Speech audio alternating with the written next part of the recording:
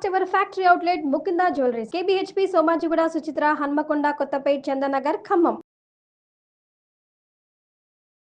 నమస్తే గురుగారు. శ్రీమాత్రే నమః. శ్రీమాత్రే నమః. గురుగారు, రామేశ్వరం వెళ్ళినా శనీశ్వరం తప్పదు అంటారు. ఎందుకని? దీని వెనకాల అర్థం ఏంటి గురుగారు? అంటే నిజంగానే శనీశ్వరుడు వదిలిపెట్టడం కాదు దాని అర్థం. శని అంటే ఏంటంటే కర్మ. అంటే నువ్వు రామేశ్వరం వెళ్ళినా, నువ్వు ఎక్కడికి వెళ్ళినా నీ కర్మ నేను వదిలిపెట్టదు అని అర్థం. శనీశ్వరుడు అంటే శని అంటే ఈజ్ ఈక్వల్ టు కర్మ. మనం ఏం పని చేస్తామో దాని యొక్క రిజల్ట్ మనం ఎప్పటికైనా పొందాల్సిందే అని దాని యొక్క అర్థం. అంతేగాని నిజంగానే రామేశ్వరం వెళ్తే శనీశ్వరుడు వదిలేయడము, లేదు నువ్వు వెళ్తున్నా అసలు నేను వదిలిపెట్టినాను అని కాదు అర్థం అక్కడ. అంటే ప్రతిదీ కూడా మన కర్మతో లింకప్ అయి ఉంటుంది. చిన్న ఎగ్జాంపుల్, మనం తీసుకునే ఫుడ్ సరిగ్గా తీసుకోవట్లేదు, ఏమవుతుంది? హెల్త్ పాడవుతుంది. పిల్లవాళ్ళు చదవాల్సిన చదువు సరిగ్గా చదవకపోతే ఎగ్జామ్లో ఫెయిల్ అవుతాడు.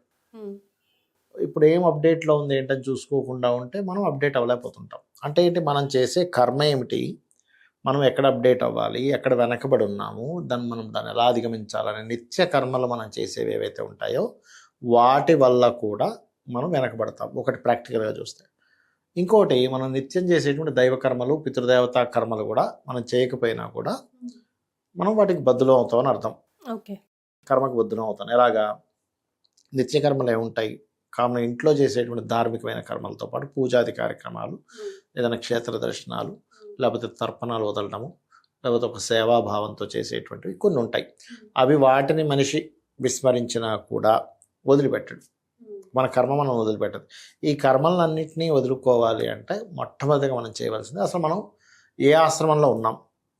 బ్రహ్మచార్య ఆశ్రమంలో ఉన్నామా, లేకపోతే గృహస్థాశ్రమంలో ఉన్నామా, మనకి వానప్రస్థ ఆశ్రమంలో ఉన్నామా, సన్యాసాశ్రమంలో ఉన్నామా తెలుసుకుని ఆ ఆశ్రమానికి తగ్గట్టుగా చేసుకోవాలి. ఇప్పుడు చాలామంది చేసే మిస్టేక్ ఏంటంటే వాళ్ళున్న ఆశ్రమాన్ని మర్చిపోయి ఇంకో ఆశ్రమ ధర్మాలు పాటిస్తూ ఉంటారు.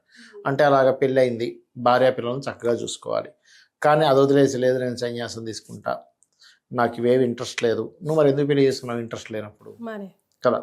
అలాంటి పిచ్చి పిచ్చివన్నీ చేయడం వల్ల ఆశ్రమ ధర్మాలను వదిలేస్తాడు మనిషి. అలాగే క్షాత్ర ధర్మము ఉంటుంది. ఇప్పుడు భగవద్గీతలో శ్రీకృష్ణ పరమాత్మ చెప్పింది అదే. ఆ మధ్యలోకి వెళ్ళినప్పుడు చూసి, బాబాయ్ ఏమిటిది, ఇంతమందిని నేను చంపలేను, మేనమామలను, సహోదరులను, పితృలను వాళ్ళందరినీ చూసి హృదయము ద్రవించి నకాంక్షే విజయం కృష్ణ అంటాడు. నాకు విజయం వద్దు, ఏమి వద్దు, అడుక్కు తింటాను కావాలంటే అన్నప్పుడు శ్రీకృష్ణ పరమాత్మ ఒకటే మాట అంటాడు, నువ్వు నపుంసకుల్లా మాట్లాడుతున్నావు ఏమిటి? నపుంసకుల్లా ఎందుకు మాట్లాడుతున్నావు? ఇంత పిరికి వాళ్ళ ఎందుకు మాట్లాడుతున్నావు? నీ ధర్మం ఏంటి? క్షాత్ర ధర్మం. సో మన ధర్మాలు, మనం చేసే కర్మలు ఎప్పుడైతే మనం వదిలిపెట్టేస్తామో, నువ్వు రామేశ్వరం వెళ్ళినా అంటే, రాముడు అంటే ఏమిటి? అగ్ని బీజము రామ అనే మంత్రంలో ఉంటాయి. అగ్ని బీజము అలాగే జలబీజం చెప్తా ఉంటారు. అంటే రెండు బీజాక్షర సంబంధం రామ అనేటువంటిది. అలాగా ఆ బీజాలని నువ్వు కనుక ఎప్పుడు అంటే రాముడిని చేరుకుంటే నీ యొక్క ఇది సమాప్తం అయిపోతుంది. కానీ ఇక్కడ రామేశ్వరం వెళ్ళినా శనీశ్వరం వదలదేవు అంటే దీని అర్థం ఏమిటంటే, నువ్వు ఈ ధర్మాలు, ఈ కర్మలను సరిగ్గా కనుక పాటించకపోతే, నువ్వెన్ని పూజలు చేసినా కూడా నువ్వు చేయాల్సిన కర్మలు నువ్వు చెయ్యి, నువ్వు చేయాల్సిన ధర్మం నువ్వు చెయ్యి. ఇవి కనుక నువ్వు సరిగ్గా నువ్వు కనుక చేయకపోతే నువ్వు రామభజన చేసినా సరే వేస్ట్. నేను రామ్ రామ్ రామ్ రామ్ అనుకుంటే ఏం లాభం? నువ్వు చేయాల్సిన కర్మలు సరిగ్గా చేయట్లేదు. నువ్వు ఒకరికి అన్యాయం చేసేసి రామరామ్ అంటే ఎలా? నువ్వు చేయాల్సిన ధర్మాలు సరిగ్గా చేయకుండా. అంటే నేను అనేది ఏంటంటే, ఇప్పుడు రాముడిని అన్నింటిలో చూడాలి. ఇప్పుడు ఒక వ్యక్తి చిన్నపిల్లవాడు, అంటే చిన్న ఎగ్జాంపుల్ చెప్తా చూడండి. చిన్నపిల్లవాడు ఒక ఎగ్జామ్ రాయాలి, దాన్ని చదువుకోవాలి. చదువుకోవడం పుస్తకము ఆ పరమాత్మే, ఆ సరస్వతీదేవి మాస్టరు, ఆ యొక్క సరస్వతి స్వరూపం అనే భావనతో ఆ చదవాలి.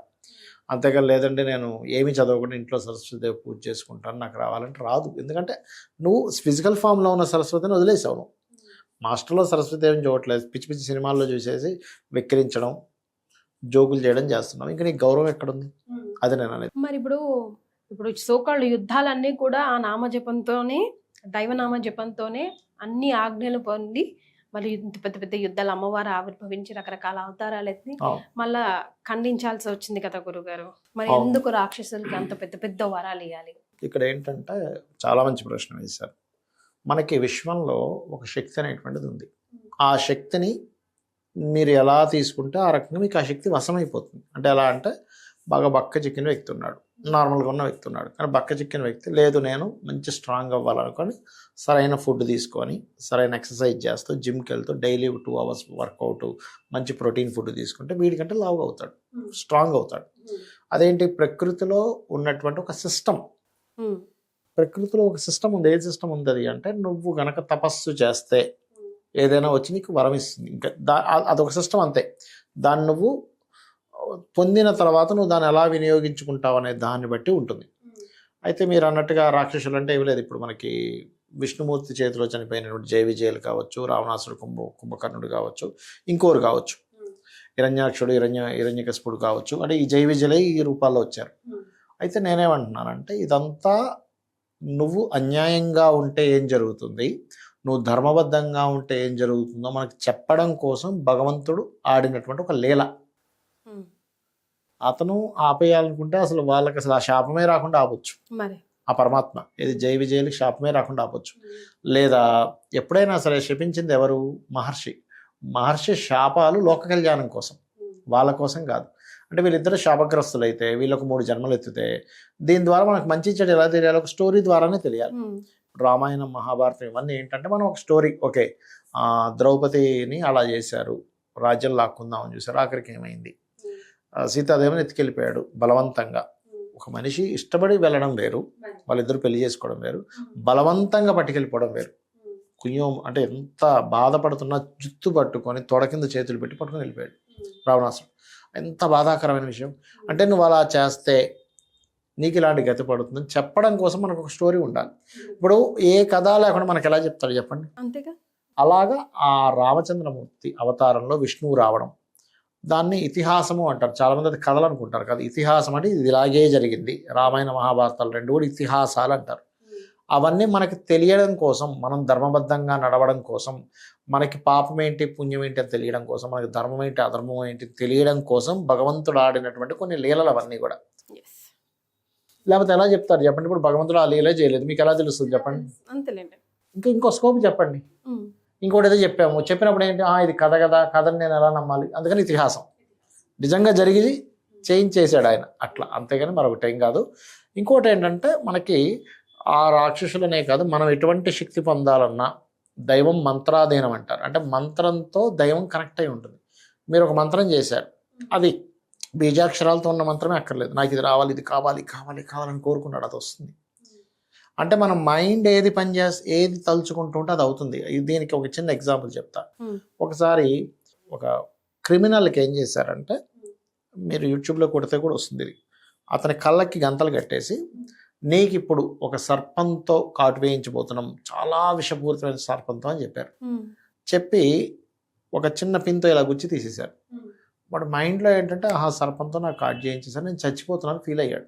అది ఒక తపస్సు. అంటే నేను చనిపోతున్నాను ఏముందని నిజంగానే అతని బాడీలోని ఆ విషం క్రియేట్ అయ్యి అతను చచ్చిపోయాడు. అంటే దీనివల్ల అర్థం ఏంటి? మనం అది నెగటివ్ కోణం అనుకుందాం, కాసేపు పాజిటివ్ కోణంలో తీసుకుందాం. నాకు బాగుంది, నాకు అమ్మవారు ఉన్నారు, నేను ఈ అమ్మవారిని నేను పూజిస్తున్నాను, నాకు అమ్మవారే మొత్తం చూసుకుని ఏదైనా చేస్తే ఇది పోతే ఇంకోటి వస్తుంది అనే పాజిటివ్ థాట్తో నువ్వు ఎప్పుడైతే చేస్తావో, ఒక మంత్రంలా చేస్తావో, ఒక జపంలా చేస్తావో, ఏదైతే నువ్వు అనుకుంటావో దానికంటే ఒక దేవత ఉంటుంది. ప్రతి దానికి ఒక దేవత ఉంటుంది. ఆ దేవత వచ్చి నేను రక్షిస్తుంది, నీకు కావాల్సింది ఇస్తుంది. కాకపోతే మన సనాతన ధర్మంలో ఉన్న గొప్పతనం ఏంటంటే, ఆ ప్రతి దానికి ఒక దేవత ఉంది. ఆ యొక్క దేవత నీకు ఆ ఫామ్లో వచ్చి నీకు సపోర్ట్ చేస్తుంది. ఇది యాక్చువల్గా మంత్రం దైవాధీనం, దైవం మంత్రాధీనం అంటే ఇదే.